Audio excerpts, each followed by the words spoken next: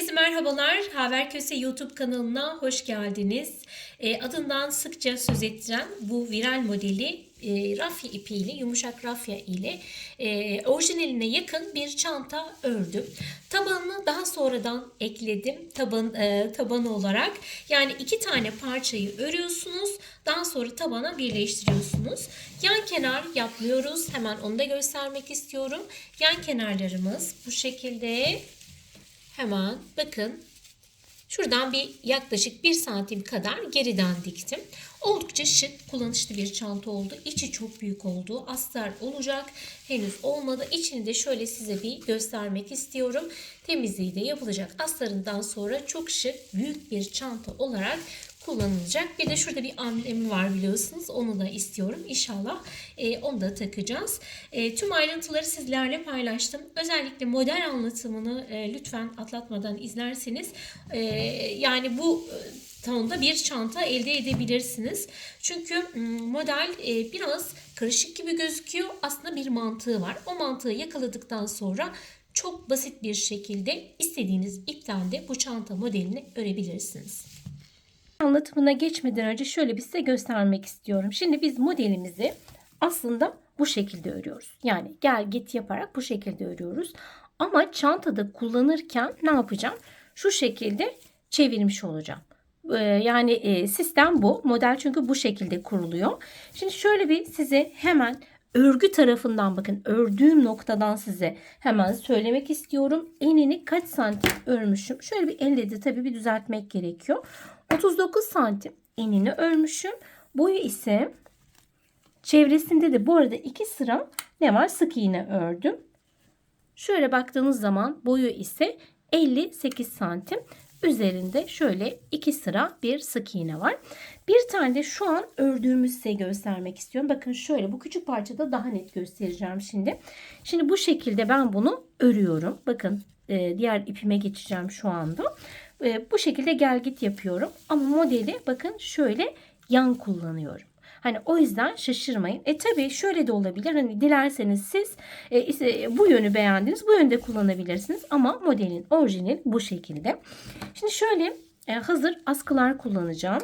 Hemen onu da size göstermek istiyorum. Askıyı kullanırken şöyle içten dikip ve katlamayı düşünüyorum. O yüzden de hani bir toplama payı olacak. Onu da hani dikkate almak gerekiyor. Yani parça bu şekilde. Hemen şimdi neyi göstermek istiyorum size? Tabanı göstermek istiyorum. Evet, şimdi taban şimdi kaç santim? Tabanı da şöyle bir hazırladım.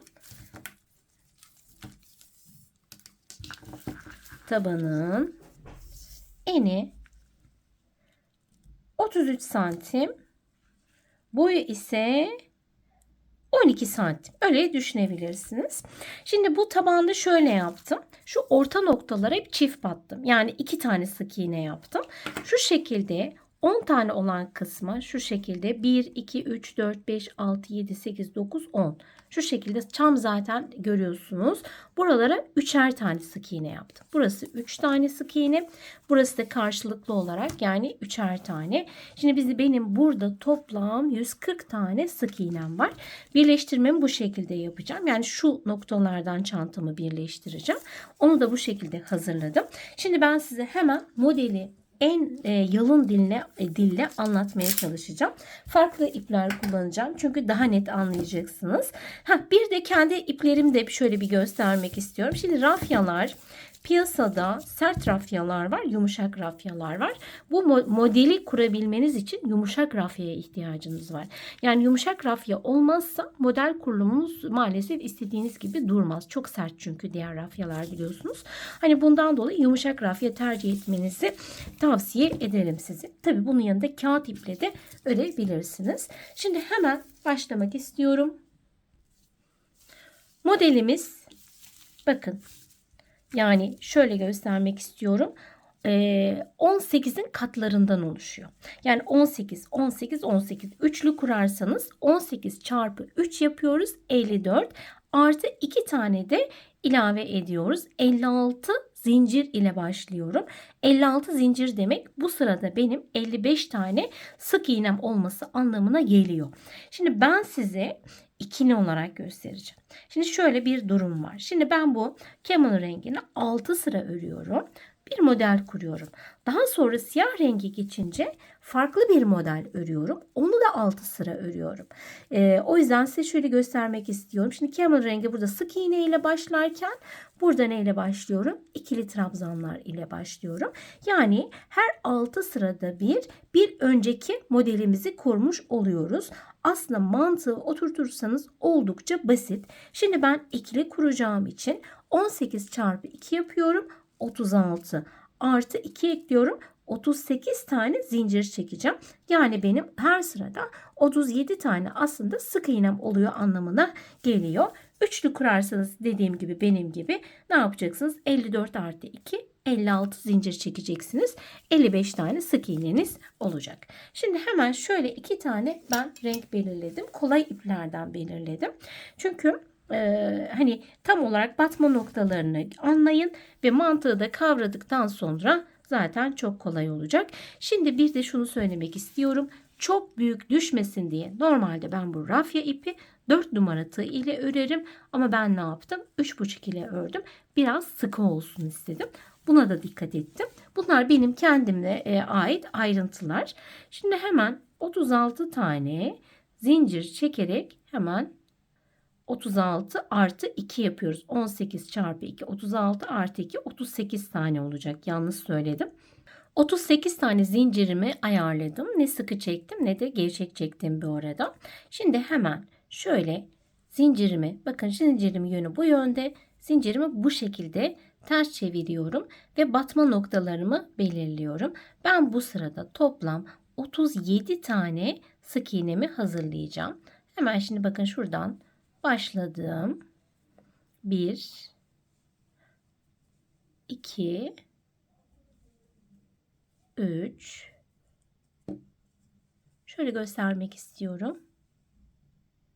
4 sıra sonuna kadar 37 tane zincirimi sık iğnemi yapıp geliyorum. 37 tane sık iğnemi ördüm.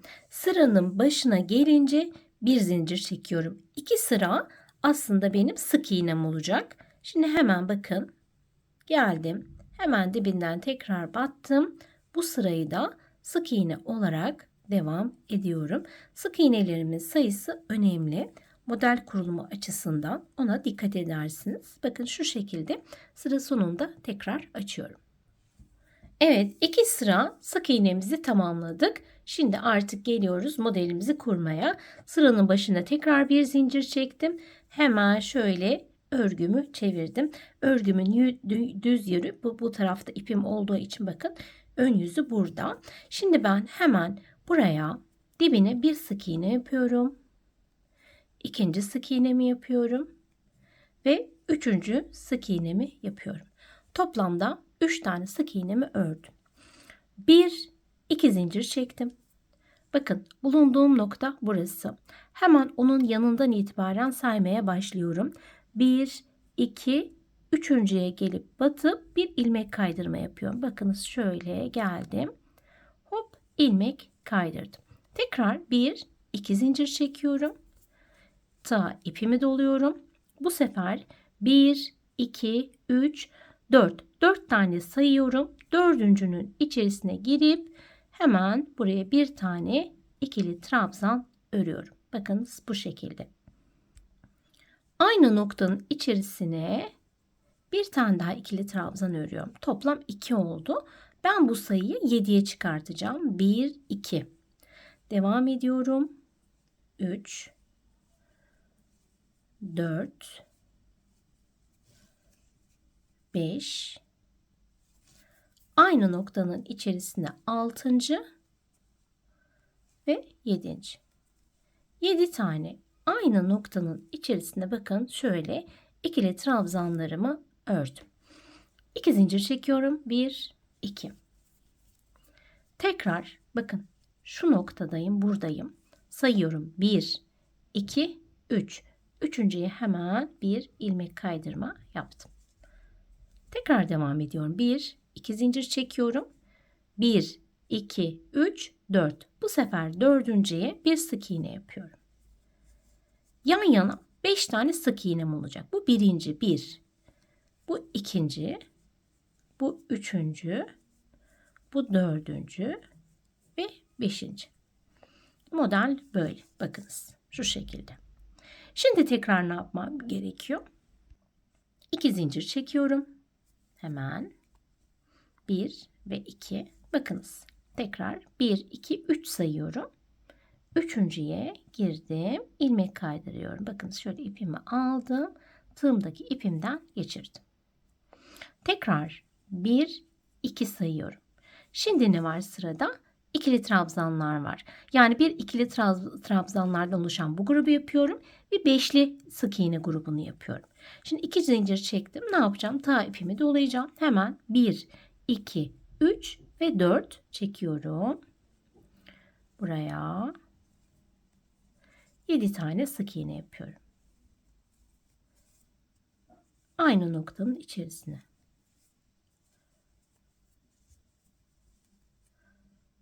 Evet, 7 tane bakınız ikili trabzanım oldu. Şimdi 1, 2 zincir çekiyorum. 1, 2, 3 saydım. Hop buraya girdim. Bir tane ne yaptım? İlmek kaydırdım. Şimdi sırada ne var? 1, 2 zincir var. Artık sık iğne yapacağım. Sık iğne sırasındayım. 1, 2, 3, 4 saydım. 1, 2, 3. Burası 3 oluyor. Neden 3 oluyor? Hemen başa geliyorum. Çünkü başta da 3 tane neyim vardı? Sık iğnem vardı. Yani ikili grubumuz bu şekilde oluşturduk. Üçlüye devam edersek yine aynı şekilde devam edecektik. 5 tane sık iğnemizi yapacaktık. 2 zincir devam. Aynı şekilde bu grubu yapacaktık. Ya arada herhangi bir fark yok. Üçlü yaparsınız, dörtlü yaparsınız. Tamamı size kalmış. Şimdi bakınız. Şöyle bir zincir çektim. Hemen örgümü çevirdim.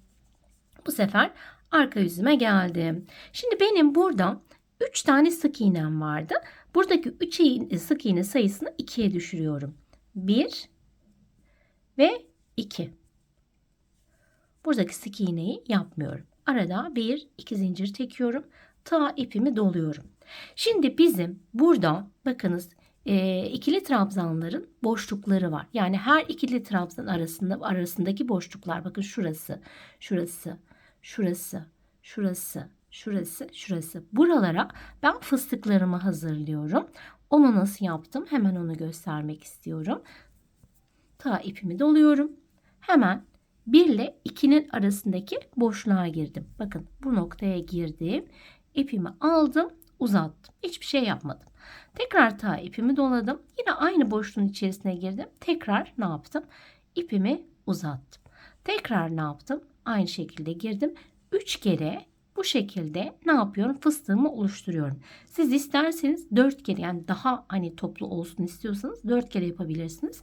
Ben ip rafya ve kalın olduğu için üçlü olarak yaptım. Burada ne yaptıysam burada da aynısını anlatıyorum size. Şimdi tığımda benim 1, 2, 3, 4, 5, 6, 7 tane ipim var bakın. Şimdi ben buradan ipimi aldım. Sonuncu ilmeğe kadar çıkarttım. Tığımda 2 tane neyim var? İpim var. Üzerine hop geçirdim. Ne yaptım? Kapattım. Üzerine de bir tane zincir çektim. Şimdi tekrar ta ipimi doladım. Yine aynısını yapacağız. Bakın. Bu sefer 2 ile 3'ün arasındaki şuradaki boşluktaki. Hemen girdim. İpimi uzattım. İpimi bu arada çok uzatmıyorum. Güzel durmuyor çünkü. Orta derecede. Onu zaten elinize aldığınız zaman anlayacaksınız. Tekrar ta ipimi doladım. Tekrar aynı şekilde 2. Tekrar ta ipimi doladım. Ve 3. ne yaptım? Hop toparladım. Ve sonuncuyu da kapattım. Üzerine bir zincir çektim. Aralarda bir tane zincirimiz var. Şimdi gene devam ediyorum. Bakın hemen şu boşluğa girdim. İpimi uzattım. Tekrar girdim. Yine yani bu ipler aynı uzunlukta olmasına dikkat ediyoruz bu arada. Ne yaptım? İplerimi yukarı çektim. Toparladım. Hop üzerine bir zincir. Tekrar ta ipimi doladım. Boşluğun içerisine girdim. Bir tane ilmek çıkardım. Tekrar girdim. Tekrar. Bu arada ta ipimi doluyorum. Bakın doluyorum ve giriyorum ve yukarı ipimi alıyorum. En sonunda 3 tane yaptıktan sonra son 2'ye kadar çekiyorum. Üzerini kapatıyorum ve üzerine bir zincir çekiyorum. 1, 2, 3, 4 oldu. 6 tane bu şekilde fıstığımız olacak. Yani 7 tane ikili trabzan altta, 6 tane de fıstık olmuş olacak. Yine aynı şekilde bakın şuraya geldim. Tekrar 3 kere kapattım. Üzerine bir zincir. Artık sonuncuyu yapıyorum. Tığ ipimi doladım. Boşluğun içerisine girdim. Bakın şöyle hop. Şimdi 6 taneyi tamamladım. Şimdi buradan buraya geçerken 2 zincir çekmiştim. Şimdi yine bir geçişim olacağı için 1, 2 zincir çekiyorum. Hemen bakın bu kısmı atlıyorum. Şu kısmı atlıyorum. Benim burada 5 tane neyim vardı? Sık iğnem vardı. Birincisini atlıyorum. İkincisinin tepe noktasına gelip bir tane sık iğne yapıyorum. Hemen yanına bir tane daha yapıyorum. Hemen yanına bir tane daha. 3 tane burada sık iğnemi tamamlamış oldum. Şimdi tekrar 1, 2 zincir çekiyorum. Bakın ta ipimi doladım. Hemen aynı şekilde buraya fıstıklarımı yapacağım. Hemen ikili trabzanın orta noktasına geldim. İpimi uzattım. Tekrar geldim. Tekrar uzattım. Bir kez daha. Bu şekilde üzerine bir zincir. Tekrar devam ediyorum. Bakın şuraya. 3 tane. Şimdi biraz hızlı yapıyorum. Anlaşıldığını düşünerek. Bir zincirlerimi unutmuyorum. Tekrar.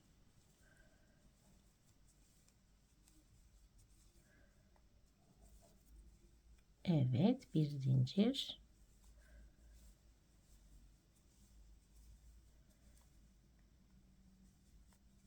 Tekrar.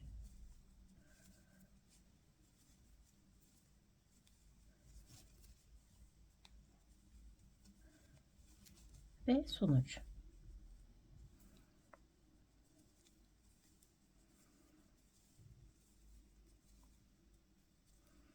Evet, üzerine bir iki zincir çekiyorum. Çünkü geçiş bölümündeyim. Tekrar sıranın sonuna geldim. Başta şurada 2 tane sık iğne yapmıştım.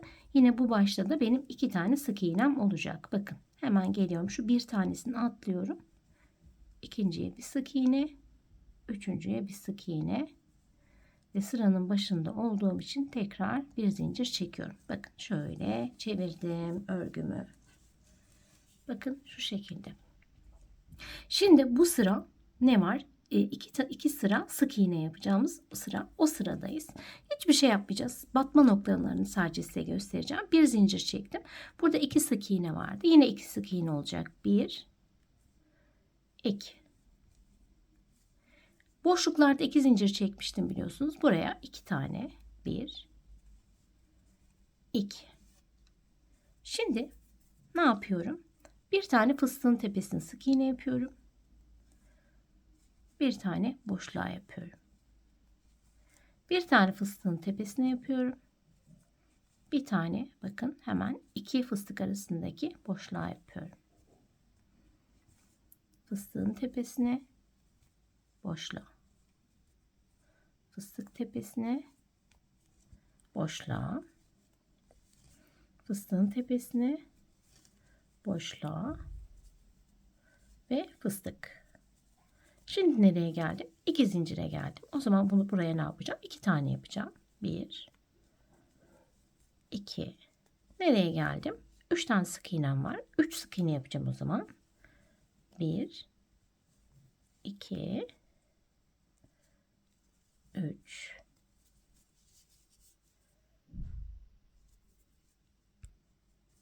Evet, devam ediyorum. 2 sık iğne boşluğuna geldim. 1, 2. Şimdi fıstığın bakın şöyle tepesine yapıyorum. Hemen boşluğa. Bu şekilde hızlı bir şekilde geçiyorum. Özellikle kesmedim.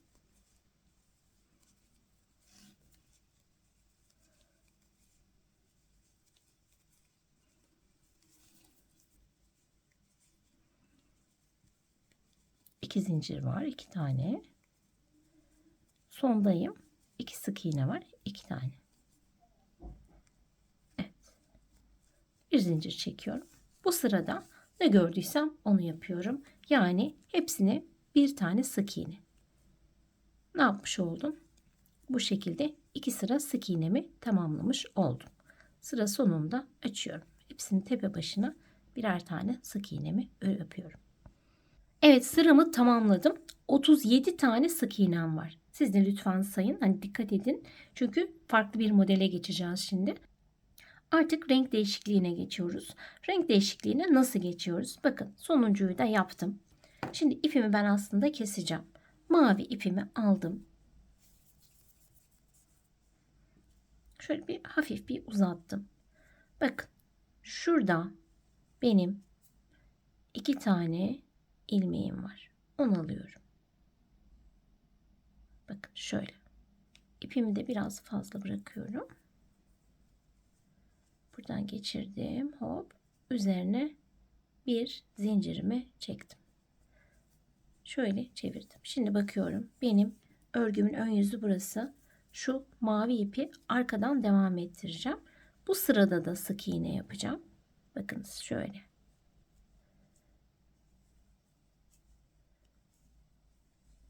Yani bu sırada da benim aslında 37 tane sık iğnem olacak. Ama şu ipi bakın keseceğim. Şöyle çok kısa olmamak kaydıyla kestim. Bakın, gördünüz mü? Şu şekilde bir ip geçişi yaptım. Bu şekilde yaparsanız çok muntazam duruyor. Şimdi üçüncüyü yaptım. Bakın, alttan da bu ipimi devam ettiriyorum. Arka yüzünden, örgümün arka yüzü oluyor çünkü. Yine 37 tane benim neyim olacak? Sık iğnem olacak. Şöyle düşünebilirsiniz. Model kurduk. Kurduktan sonra 2 sıra bu yavru ağzıyla sık iğne yaptık. Sonra 2 sırada ne yapacağız? Bu maviyle yapacağız. Aslında her 4 sık iğne, yani 4 sırada bir model kurulumu olmuş oluyor. Hani kendinize böyle kodlar gönderirseniz çok daha net, hani çok hızlı bir şekilde örersiniz. Şimdi ben buraya 37 tane sık iğnemi tamamlıyorum. Burada açıyorum. Bir kez daha göstermek istiyorum çünkü. Evet, 37 tane sık iğneyi tamamladık. Şimdi bir zincirin başa geldiğim için çekiyorum. Hemen dibinden batarak devam ediyorum. Bu sırada da sık iğnelerimi tamamlıyorum. Yine tabii ki sayım 37 olacak. Bu şekilde sıranın sonunda tekrar açıyorum. Evet, sıranın başına geldim. Hemen 1, 2, 3. 3 zincir çekiyorum. Çünkü yavru ağzında sık iğne ile başlarken model kurulumuna burada ikili trabzan ile başlayacağım. Buradaki benim bu yaptığım fıstıklı olan ikili trabzanların yarısını yapacağım. Yani yarım model olmuş olacak. Hemen ipimi doluyorum. Aynı noktanın içerisine buraya bir tane şöyle, tığımda 3 ipim var. Önce ikisi, sonra ikisi ikili trabzan oldu. Tekrar ipimi doladım. Bir tane daha yaptım. İpimi doladım, bir tane daha. Yani baştaki zincir dahil olmak üzere, yani baştaki zincirle birlikte toplamda 1, 2, 3, 4 tane benim ikili grubum, aslında ikili trabzan grubu olmuş oluyor. 4 tane oluyor. Şimdi aynı şekilde 1, 2 zincir çektim. Bakın, şu noktadayım. Buradan itibaren hemen sayıyorum sık iğnelerimi. 1, 2, üçüncüye geliyorum. Bir ilmek kaydırıyorum. Tığımın içinden ipi geçiriyorum. Tekrar 1, 2 saydım. 1, 2, 3, dördüncüye bu sefer ne yapacağım? Sık iğne yapacağım. Sık iğne grubundayım çünkü. 5 tane yan yana. Bu ikinci, bu üçüncü, bu dördüncü. Bakın, bu beşinci. Beşli grup sık iğnemi yaptım. Şimdi sıra geldi ikili trabzan grubuna. Ama öncesinde 2 zincir çekiyorum. Tekrar 1, 2 sayıyorum. Üçüncüden girdim. İlmeğimi kaydırdım. 1, 2 girdim. Ne yapıyorum? İpimi doluyorum. Ama 1, 2, 3, 4 tane sayıyorum. Dördüncünün içerisine giriyorum. Bir tane ikili trabzan yaptım. Toplam 7 tane ikili trabzanımı yapıyorum. Yani şu alttaki gibi aslında 3 oldu. 4, 5, Aynı noktanın içerisine bakın 5, bu 6, bu 7. Tekrar 1, 2 zincir çekiyorum. Bu sefer ne yapacağım? 1, 2 saydım. Üçüncüden geldim. Şöyle ilmeğimi kaydırdım. 1, 2 çektim. Şimdi neredeyim? Hemen bakıyorum. Sık iğne grubundayım. 1, 2, 3, 4. Dördüncüye 5 tane. 1, 2, 3, 4 ve bakın 5. Şu şekilde şöyle bir düzeltiyorum. Modeli tekrar net görün düşüncesiyle. Şimdi hemen 1, 2 zincir çektim. Tekrar bakın sayıyorum. 1, 2, 3. Üçüncüye hop geldim. İlmeğimi kaydırdım. 1, 2 ta ipimi doladım. Başta 4 tane yapmıştım. Buraya da en sonuncu bakın sayıyorum. 1, 2, 3, 4. Sonuncuya 4 tane ikili trabzanımı hazırlıyorum. 1, 2, 3 ve 4. 4 tane ikili trabzanımı hazırladım. Şimdi ne yapacağım? Fıstık bölümündeyim. 1, 2, 3 zincirimi çektim. Hop döndüm. Bakın şimdi yine aynı şekilde boşlukların içerisine ta ipimi doladım. Şu boşluğun içerisine girdim. İpimi çıkarttım, uzattım. Tekrar ta ipimi doladım. Tekrar aynı boşluğun içerisine girip ipimi uzattım. Tekrar. Bu şekilde yaptıktan sonra son ilmek kalana kadar çıkartıyoruz. Ve sonuncuyu da şöyle kapatıyoruz. Üzerine bir zincir çekiyoruz. Tekrar devam ediyorum. Yine aynı şekilde 1, 2 ve 3. Tekrar hop kapattım. Üzerine bir zincir. Başta ve sonda 3 tane benim fıstıklarım olmuş olacak. Tekrar devam ediyorum. 1, 2 ve 3. Tekrar şimdi 1, 2 zincir çekiyorum. Bakın bu 2 zincirlere lütfen dikkat edin. Çünkü nereye geleceğim? Bu kısmı ne yapıyordum? Atlıyordum. Beşli burada sık iğne grubum var. Baştakine ve sondakine yapmıyorum. Ortadakilere 3 tane benim sık iğnem olmuş olacak. Bakın baştakini atladım. Hemen buraya geldim. Bu sık iğne. Hemen yanına bir sık iğne. 2 hemen yanına bir tane daha. Toplam 3 tane sık iğnemi yapmış oldum. Tekrar 1, 2 zincir çekiyorum. Tekrar ta ipimi doluyorum. Bakın şöyle şuraya. 1, 2, 3. Burayı biraz hızlı geçiyorum artık.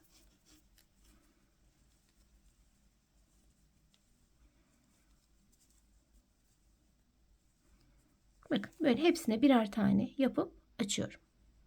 Evet, fıstıkları tamamladım. 1, 2 zincirimi bakın çektim. Ne var burada? Benim 5 tane sık iğnem var. Baştaki ve sondaki yapmıyorduk. Şöyle hemen geldim. 3 tane sık iğnemi de yaptım. Tekrar 1, 2 zincirimi çektim. Ve bakın fıstıklarımı yapıyorum. Şimdi burada bir ayrıntı var. Onu göstermek istiyorum. Şimdi fıstıkları hemen tamamlayayım. 1, 3 tane fıstığım olacaktı benim burada. Bir zincirimi çektim ve sonuncuyu yapıyorum. 2 ve 3. Şimdi bakın 3 tane fıstık yaptım. Şimdi şöyle bir şey var. Şunu unutursanız benim başta burada neyim vardı? 3 zincirim vardı. Bakın şöyle. Şimdi ben bu 3 zinciri oraya yapmazsam eğer sık iğne sayınız eksik olur. Sonra nerede eksik yaptığınızı düşünürsünüz. O yüzden önemli bir bilgi vermek istiyorum. 3 tane fıstığı yaptıktan sonra tekrar ta ipimi doluyorum. Bakın aynı boşluğun içerisine girmiyorum. Hemen onun yanında şöyle bir yer var. Zincir var. Bakın oraya giriyorum. İpimi çıkarıyorum. Tığımda 3 ipim var. Önce birisine, sonra birisine, sonra birisine. 3'te çıkıyorum. 3 zincirimi de oluşturmuş oluyorum. Bir zincir çektim. Şimdi 2 sıra sık iğne sırasındayım. Bakın bunu yaptığım için hemen bu dibine bir sık iğne yapmış oluyorum. Yoksa bu bir sık iğne eksik olmuş olur. Şimdi geldim hemen fıstığın tepesine bir tane yaptım. Hemen geldim boşluğun içerisine. Bir fıstık, bir boşluk şeklinde sık iğnelerimi tamamlıyorum. Boşluğa, sık iğnenin tepesine. 2 zincir var. 1, 2 zincir, hep 2 tane yapıyorum. Sonra 3 tane neyim geldi? Sık iğnem geldi. Onların tepelerine birer tane. Tekrar 2. Bu şekilde sıranın sonunda tekrar bakın açıyorum. Bakın sıranın sonuna geldim. Fıstığın tepesine battım. Şu 3 zinciri tabii ki unutmuyorum. Bakın onun da tepesine hemen bir tane sık iğnemi yaptım. Bir zincirimi çektim. Tekrar ne yapıyorum? Dönüyorum. Şimdi bir sıra daha gördüğümün aynısını yapıyorum. Hepsinin tepe noktasına birer tane sık iğne yapıyorum. Sonra ip değişikliğine gidiyoruz. Bu şekilde. Sonuncu sık iğnemi de bakın şuraya yaptım. Şimdi ip değişikliğine gideceğim. Bakın sonuncu sık iğnem. Şöyle tekrar göstermek istiyorum. Şu 2 tane ilmeği, bakın şu 2 ilmekten yeni ipimi geçiriyorum.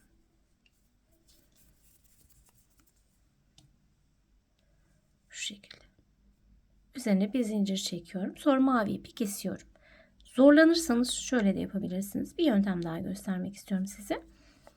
Şimdi şöyle geldim, sık iğne yaptım. Tığında 2 tane ipim var. Böyle beklet. Hemen bu ipi al. Bu ipi geçir. Yani onu yapamazsınız. Bunu yaparsınız şöyle. Üzerine bir zincir çekip tekrar şu yavru ağzı ipi ne yapacaksınız? Örgünün arka yüzünde yine devam ettireceksiniz. Bu şekilde. Şimdi burada ne var? 2 sıra daha sık iğne var. Şimdi ne yapacağım? Diğer rengime geçtiği için şu sıranın en başına gelmiş oldum. 2 sıra sık iğne yapacağım yavru ağzından.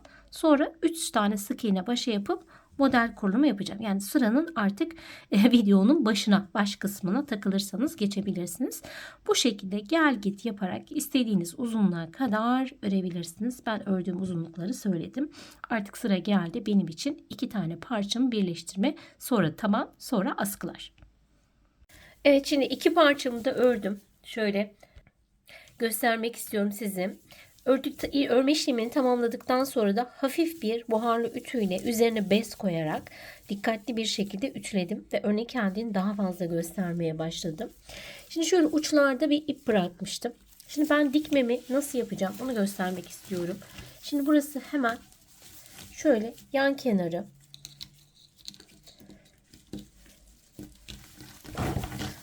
Modelin orijinalinde şöyle bir aslında tam uçtan uca dikmemişler.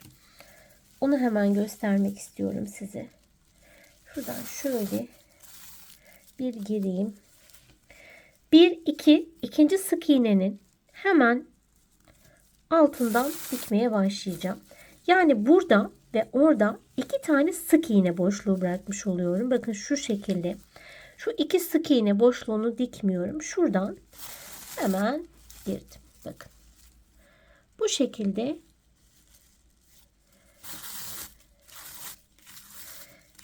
dikiyorum. Yani şurası şöyle bir boşluk kalıyor bu durumda.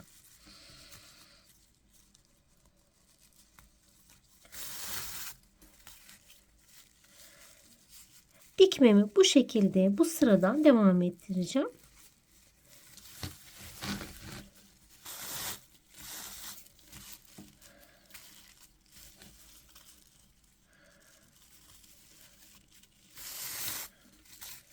Bu şekilde dikiyorum. Diğer ucunu da dikiyorum. Ondan sonra kameramı açıyorum. Şu noktaya kadar dikeceğim. Çünkü sonrası taban olacak. Tabanı nasıl birleştirdiğimi size göstermek istiyorum. Evet, şimdi 2 yan kenarları diktik. Bu şekilde bir dikme gerçekleşti. O bitti. Şimdi sıra geldi tabana. Şimdi tabanla ilgili size şunu söylemiştim. 1, 2, 3, 4, 5, 6, 7, 8, 9, 10. Şöyle 10 tanesini 3 tane sık iğne yaptım. Yani buraya da 3 tane, buraya da 3 tane, buraya da 3 tane. Daha sonra bu alt kısma kadar tam bunun simetriğine gelene kadar ikişer tane battım. Yani 2, 2, 2, 2. Hepsinde ikişer tane var. Sonra diğer o simetri olduğu için buradaki 10 taneye de üçer tane battım. Bir şablon olarak da şöyle kare olarak size şimdi hemen koyacağım. Oradan da görebilirsiniz. Şunu söylemek istiyorum. Şimdi benim tabanımın önü neresi, arkası neresi? Bazen onu da soruyorsunuz bana. Bakın burada herhangi bir çıkıntı yok. Burası iç tarafı. Bak burada ne var? Bir çıkıntı var. Burası da dışa gelecek. O halde ben dikmeye şu şekilde hani başlayacağım. Şimdi benim tam burası orta noktam. Tabanım orta noktası. Çantamın da orta noktası burası. O halde ben şu şekilde tabii toplaya toplaya gideceğim. Şurası benim orta noktam. Şimdi şurada da bir fazla bir ipim var. Onları bir ayarlayayım. Yarıda bıraktım çünkü. Burası da benim tam orta noktam. Bakın. O halde ben bir yarısını şuradan başlatacağım.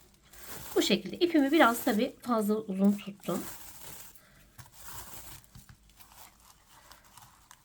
Şimdi devam ediyorum. Burada benim dikkat edeceğim tamamen orantılamak. Ama bu orantılamayı şu şekilde yapıyorum. Onu da söyleyeyim.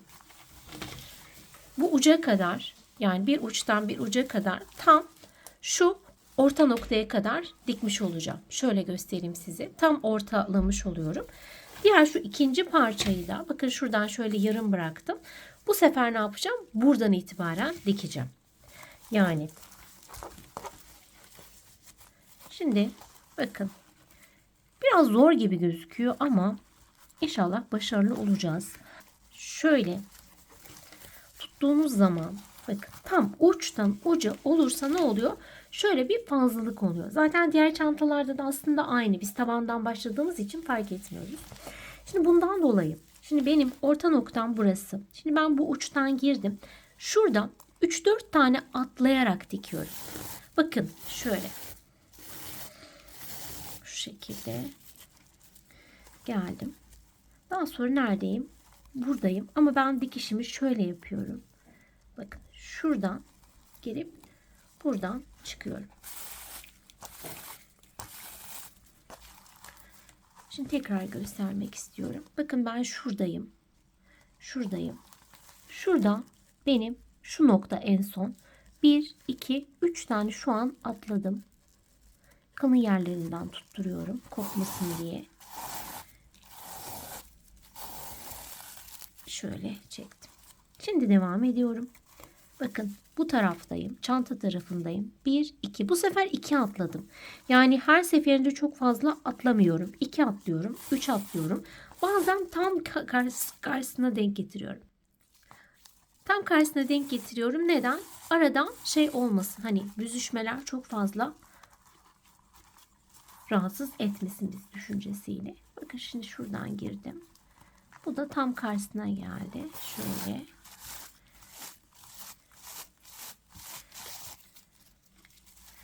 Bu şekilde dikiyorum. Şimdi. Bakın. 1, 2 atladım. Şu noktaya geldim. Herhalde görüyorsunuz. Şimdi ben bu şekilde nereye kadar dikeceğim? Tam şu orta noktaya denk gelecek ve benim çantamın tam ortasını bitirmiş olacağım. Yani şu parçayı bu kısma yedirmiş olacağım. Onu yapıp şimdi hemen geliyorum. Diktiğim bölümü şöyle bir size göstermek istiyorum. Aynı size dediğim gibi uçtan uca diktim. Şimdi şu yan kenarı bakın şuradayım şu anda. Burada bir boşluk var. Yani yan kenarları dikerken şöyle 4 parmak kadar bir şey yaptım. Hani dikmedim. Sonradan diktim. O diktiğim yeri de göstermek istiyorum. Şimdi burayı döndükten sonra şöyle gidiyorum. Şimdi buradaki dikişimi tamamladım. Bu tarafa doğru gidiyorum. Diktikten sonra burayı birleştirdim. Bakın birleştirdiğim zaman tam istediğimiz gibi, yani bu durması gerektiği gibi durdu. Şimdi hemen bakın neredeyim? Tekrar devam edeceğim sizinle birlikte. Burası da aynı şekilde dikilmemiş. Burayı da sonradan dikeceğiz. Yani şu kısmı. Şöyle dediğim gibi 4 parmaklık bölümümüz var. Şimdi bakın. O kadar basit dikiyorum ki. Şuradayım. Şimdi baştan biraz bir zor gözükse bile elinize aldığınız zaman eminim başarılı olacaksınız. Şimdi bakın şuradayım. Bir tane atladım. Şuraya geldim. Onu şuraya denk getiriyorum. Biraz böyle sıktırıyorum şu şekilde. Şimdi bakın şuradayım. 1, 2 atladım. Buraya geçtim. Yani tamamen dediğim gibi size aynı şekilde diktim. Yani sonuç itibariyle yarısı buraya ait, yarısı oraya ait. Düz mantık yaptım. Onun yarısını şimdi ben buraya yedireceğim. Bitirdikten sonra şuraya geldikten sonra kameramı açacağım. Buraya nasıl diktiğimi de size göstereceğim. Kafanıza soru işareti kalmasın. Hepsini tamamlamış olacağız. Evet, tabanı tamamen diktim. Şimdi bakın şöyle hemen çevirdim. Şurada zaten son noktam görüyorsunuz. Şimdi benim burada dikmediğim bölüm vardı. İpi de burada. İpler bu arada biraz kafayı karıştırabilir. Şu diğer taraftan gelen ipim. Onları içeriye hep yedireceğim. Şimdi şurası son noktam. Ama artık ne yapıyorum?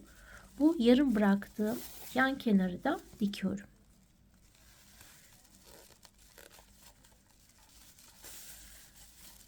Bakınız. Şu şekilde.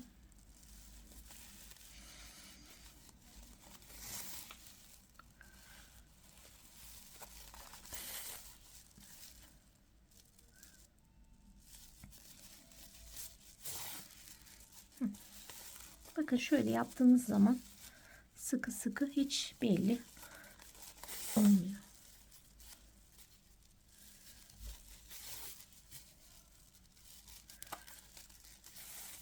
Evet. Şimdi bu ipi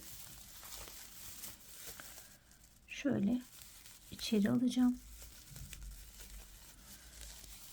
ve içeride yok edeceğim.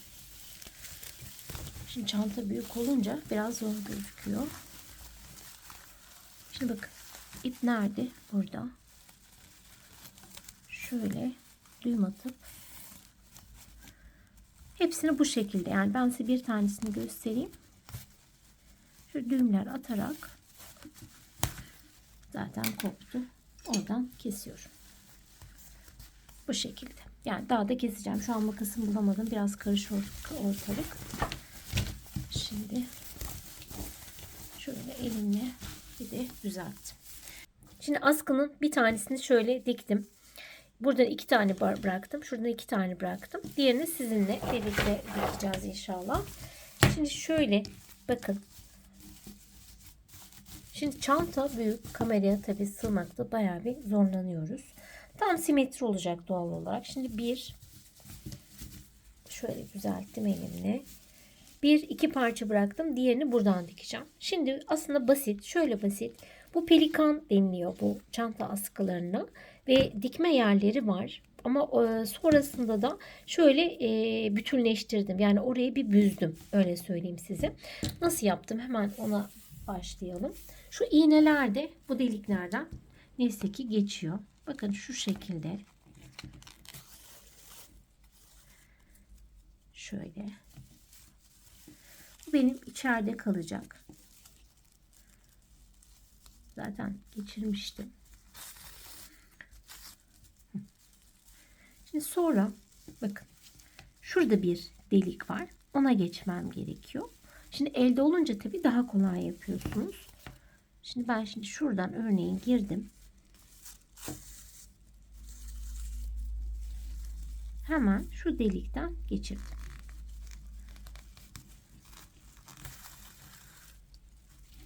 Daha sonra şu üçüncü deliğim var bakın. Bu üçüncü deliği de şuraya tutturdum.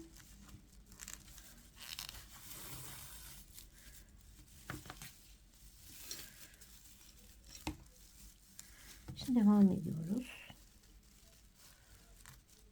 Şimdi diğer deliğe giriyorum.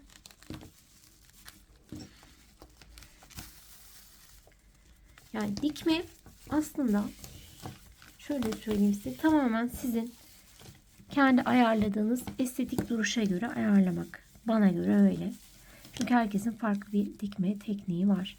Ben size yol gösteririm. Yani tutup da hani çok ince ayrıntıya kadar girme şansım maalesef yok. Zaten hani çanta büyük ve kamerada da zorlanıyorum. Öyle söyleyeyim size. Burada önemli olan ben nasıl yapmışım. Sizler nasıl yapabilirsiniz?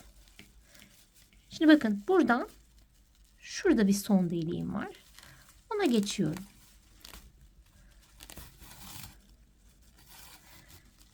Daha sonra şuradaki deliğe geçiş yapacağım. Orası bitti artık.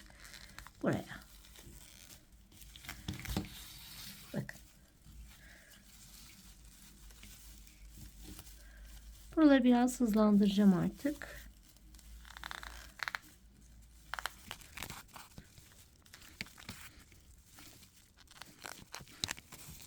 Evet, şimdi bakın. Bu şekilde ya. Ben bunu şöyle tutturacağım. Neredeyim? Buradayım. Şuradan girdim.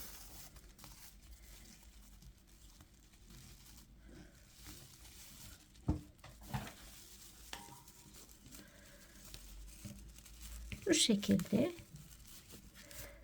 büzgü yapmış oluyorum aynı zamanda.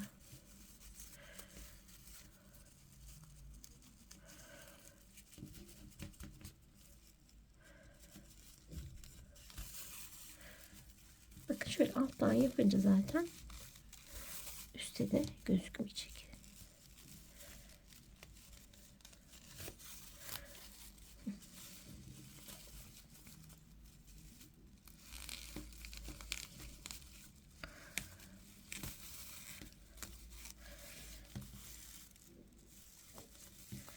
Diğer tarafı da aynı şekilde dikip artık ne yapıyorum? Bitiriyorum.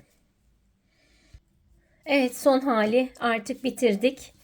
Şöyle çok şık, çok güzel. Zaten başlangıç duruşunu da sizlere göstermiştim. Model zaten çok güzel. Her açıdan kendini gösteren bir model. Tabanımız hepsi bakın sizlere anlattığım gibi. İnşallah sizlerin de böyle güzel bir çantası olur. Sanırım bu modeli yazın çok çok fazla göreceğiz. Şöyle hemen bir de çevirelim. Bu şekilde.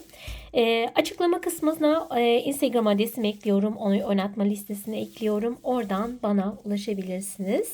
Bunun haricinde oynatma listeleri içerisinde yüzlerce çanta var. Şöyle içi temizlenmemiş ama şöyle bir içinde size bir göstermek istedim. Beğeni yaparsanız beğeninin peşine hype tuşu var. Hype yaparsanız videonun önü açılmış olur. Ben de emeğimin hakkını almış olurum. İnanın çok uğraştım. Öyle söyleyeyim. Herkese sağlıklı günler diliyorum.